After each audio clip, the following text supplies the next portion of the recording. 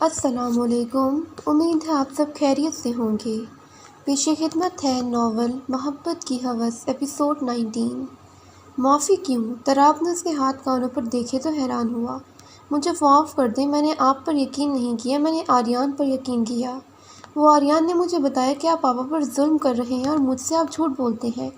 اسی نے وہ پین دیا۔ ایم سوری، میں نے آریان کو بولا تھا۔ نازلین ہچکچائی لے کر بتا رہی تھی۔ اس کی سستیوں میں اضافہ ہوا کہ وہ آپ کو رٹ نہ کرے، لیکن ہاشم بھائی نے بتایا کہ آپ کو گولی ماری پاپا نے۔ پاپا اچھے نہیں ہیں۔ M sorry. دراب چپ چاپ اسے سن رہا تھا۔ ایم سوری آگے بڑھ کر وہ دراب کے گلے لگی۔ بولو نا، آپ کو کہاں گولی لگی ہے؟ ابھی بھی پین ہے؟ نازلین نے روتے ہوئے کہا۔ ہاں، بہت پین ہے۔ ایم سوری، میں پاپا سے پیار کیا تھا۔ میں کیسے دیکھ سکتی تھی ان پر ٹارچر ہوتے ہوئے؟ میں نے ان پر ٹارچر نہیں کیا۔ دراب نے چبا چبا کر سخت لہجے میں کہا۔ مجھے پتہ ہے، ہاشم بھائی نے مجھے بتایا، لیکن مجھے پہلے نہیں پتہ تھا۔ نازلین نے اس کا چہرہ اپنے دونوں ہاتھوں میں تھامتے ہوئے کہا۔ تمہیں مجھ پر یقین نہیں تھا؟ دراب نے آہستہ سے شکوہ کیا۔ سوری، آپ کو جو سزا دینی ہے دے سکتے ہیں۔ نازلین کی بات سنتے ہی دراب نے اس کی گردن کو اپنے دونوں ہاتھوں میں لیا تھا۔ Punishment? Damn it, you know میں تمہیں پنش نہیں کر سکتا۔ دراب نے اپنے ہاتھوں کو اس کی گردن پر رینگتے ہوئے کہہ کر ایک جھٹکے سے اس کی گردن چھوڑی۔ وہ بری طرح کھانسنے لگی تھی اور دراب کا کندھا اسے سہارے کے لیے تھام لیا تھا۔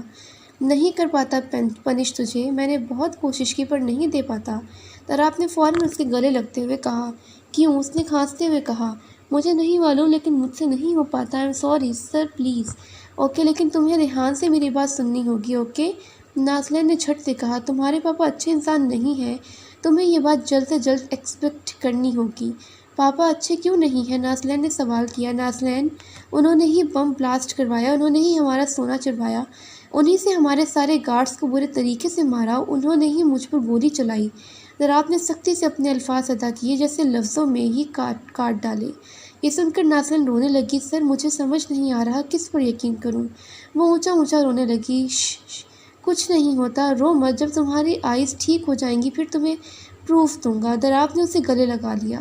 سر، رو مت، تب تک ریسٹ کرو، اوکے۔ نازلین نے اپنے آنسو صاف کیے۔ دراب جانے لگا۔ جب نازلین نے اس کا ہاتھ تھاما۔ کیا میں آپ کے زخم اپنے ہاتھ سے چھو سکتی ہوں؟ اس کی اس ڈیمانڈ پر دراب شاک ہوا۔ نازلین، اٹس اوکے، لیکن نازلین، کم آن، ریسٹ کرو، اس نے اپنی بات پر زور دیا۔ دراب نے ہاشم سے دلشاد کے بارے میں پوچھا، جس پر پتہ چلا کہ اس کی سہیلی کی طبیعت نہیں ٹھیک، سو وہ وہاں گئی ہے۔ دراب نے ہاشم کو سیکیورٹی الرٹ کا کہا تھا اور خود سیکیورٹی چیک کرنے لگا۔ ہاں ہو جائے۔ اس کے کانوں میں آواز پڑی۔ کیا ہو جائے گا؟ وہ چیخا تھا، جس کی وجہ سے فون ہر بات کرتے ہاشم نے کال کٹ کی۔ تم فون پر بات کر رہے ہو اور وہ بھی آن ڈیوٹی؟ دراب نے اسے کہا۔ سر، وہ فرینڈ کا ارجنٹ کال تھا۔ ہاشم کے ہوش اڑ رہے تھے۔ مجھے اپنا موبائل دو، دراب نے حکم دیا۔ ہاشم نے کانپتے ہاتھ سے اسے موبائل تھمایا تو دراب نے اس کا لاسٹ نمبر ڈائل کیا۔ ہاشم پسینے سے تر تھا۔ ہیلو ہاشم۔ دوسری جانب سے کسی نے کال اٹھائی۔ کون ہو تم؟ دراب نے کھٹک کر کہا۔ میں ہاشم کا دوست ہوں۔ وہ شخص شاکڈ ہوا۔ اتنے میں دراب کو پیچھے سے کسی چھن کی آواز آئی۔ اوکے، ڈیوٹی کے وقت کال مت کیا کرو، اس نے فوراً کہا اور کال کٹ کی۔ اس نے موبائل ہاشم کو دیا۔ یہ آواز میں نے پہلے بھی سنی تھی، لیکن کہاں؟ دراب نے سوچا اور دماغ پر زور دیا۔ وہ میٹنگ پر چلا گیا، لیکن اس کا سارا دھیان اس آواز پر ہی تھا جو اس نے کال میں سنی تھی، جیسے کسی بریسلیٹ کی ہو۔ ڈاکٹر نے شام کو دوبارہ علاج کیا اور 1 گھنٹے بعد اسے ہوش آیا۔ وہ خوش تھی کہ اس سے آج درد نہیں ہوئی۔ وہ فرش پر بیٹھی تھی اور پپی کو کھلا رہی تھی۔ یہاں آؤ پپی، اس نے آواز لگائی۔ پپی اس کی گود میں آیا۔ اس نے چھلانگ مار کر نازلین کی گود پہ بیٹھنے کی کوشش کی۔ کیا تم میرے لیے کام کرو گے؟ اس نے پپی کو تھپکی دی۔ اس پر وہ بھونکنے لگا۔ جاؤ اور دراب سر کو یہاں لاؤ، انہیں بتاؤ کہ میں انہیں مس کر رہی ہوں، نازلین نے شرارت سے کہا۔ پپی نے بھونکنے کے ساتھ کھڑکی سے چھلانگ لگائی اور گارڈن سے ہوتے ہوئے ہال میں پہنچا۔ وہ دراب کی کرسی پر گیا اور بھونکنے لگا۔ اوہ پپی، کیا ہوا؟ دراب نے اس کیوٹ سے پپی کو دیکھا تو فوراً اپنی گود میں لیا۔ جب وہ بھونکنے لگا، دراب کو یاد آیا جب نازلین نے سوسائڈ کرنے کی کوشش کی تب بھی یہ پپی ایسے ہی بھونک کر انہیں بتانا چاہتا تھا۔ اس نے فوراً پپی کو نیچے اتارا اور نازلین کے روم کی جانب بھاگا۔ پپی اس کا پیچھا کرنے لگا۔ وہ روم کے اندر گیا۔ جب نازلین فرش پر بیٹھی ہنس رہی تھی، دراب نے اسے دیکھا۔ جیسے اس کی ساری دنیا ستاروں کی طرح جگمگا رہی تھی۔ اس نے بڑھ کر اسے اپنی باہوں میں اٹھایا اور گھمانے لگا۔ آپ آ گئے، نازلین نے محسوس کیا۔ اس کی بات سنے بغیر ہی دراب اس کے چہرے پر جا بجا اپنے ہونٹوں کا چھاپ چھوڑنے لگا تھا۔ تم ٹھیک ہو نا؟ دراب نے اس کو اپنے سینے سے لگایا۔ ہاں میں ٹھیک ہوں، نازلین نے چپک کر کہا۔ میں ڈر گیا تھا، دراب نے اسے تھپکی دی۔ کیوں؟ نازلین چونکی۔ کچھ نہیں، دراب نے اس کا ماتھا چوما اور اس کے ہاتھ اس کے ہونٹوں کی جانب بڑھا اور اپنے بازوؤں کی مدد سے اونچا کر کے اس کے ہونٹوں پر جھکا۔ اس کے دہکتے لب نازلین کے ہونٹوں کو چھونے لگے۔ پپی بھونک کر ان کی توجہ چاہتا تھا۔ دراب نے اس کی جانب دیکھا اور پپی کی طرف اپنے ہاتھ بڑھائے۔ نازلین دراب کی گود سے نیچے اتری اور پپی نازلین کی گود میں آیا۔ نازلین دراب کی گود میں جبکہ نازلین کی گود میں پپی تھا۔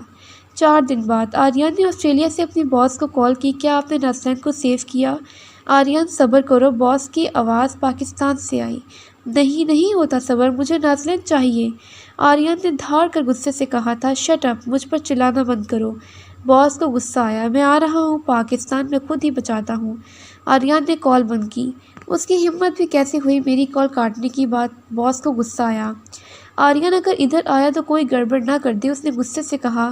اس نے دوبارہ آریان کو کال ملائی۔ ہم ان پر حملہ کریں گے، تم صبر سے کام لو اور فکر مت کرو، ناز نے اس سے سمجھایا۔ اوکے لیکن جلدی، آریان نے کہا۔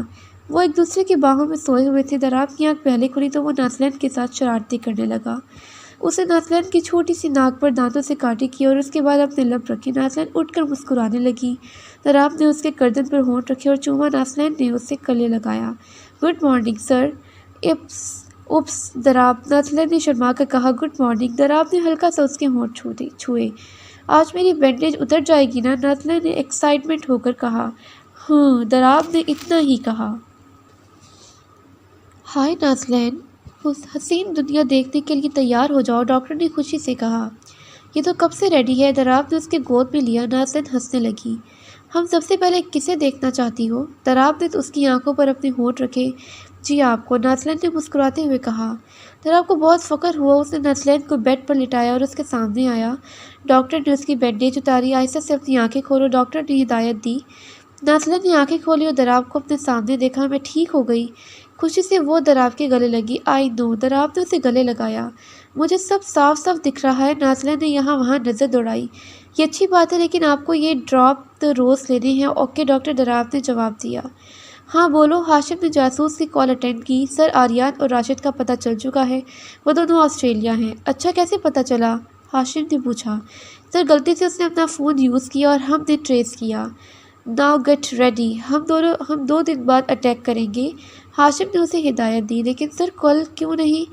جاسوس نے پوچھا۔ کیونکہ ہمیں اس بار کوئی چانس میں مس نہیں کرنا، اس بار دونوں ختم۔ اس نے میرے بھائی دراب پر اٹیک کیا، ہاشم نے غصے سے کہا۔